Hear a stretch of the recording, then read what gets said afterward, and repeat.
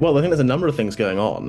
One thing that I think is very important to bear in mind is that the shocking and shameful lack of prosecutions with things like FGM and other so-called honor-based crimes is not really a function of Sharia councils, because the reason we know the lack of prosecutions and the lack of convictions is so prominent is because we're measuring this against reports. Now, in cases where a crime's already been reported to the police, I don't think it's the case the police are saying, oh, the Sharia council's going to deal with it, so we don't need to prosecute. I think that's quite unlikely, no matter how bad the police are, that they're making such a silly decision.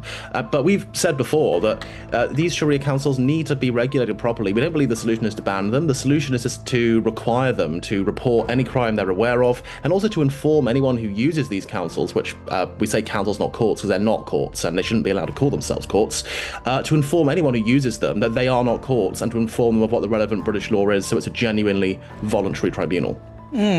So are we saying that these things are actually definitely happening in this country and they're on the rise? Which things, like FGM, honor-based violence?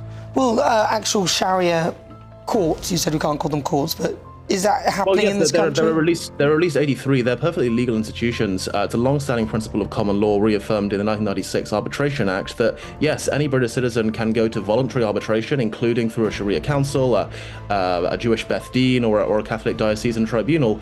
The issue is that they're not functioning the way they should in some cases. There are abuses, there are problems, and we need proper regulation. But these councils are not the reason that things like FGM or honor-based violence happen. So are they perfectly legitimate and legal in this country to have Sharia councils? Well, yes, they're legal, and we believe that they should be legal, and they should be legitimate, but they should be regulated so that they don't function as courts or claim to function as courts. So that has to be clarified. Yeah, thank you for making that distinction, because I didn't realise that, so I appreciate that. I'm sure a lot of the viewers and listeners will appreciate that as well. Jacob Williams, thank you very much.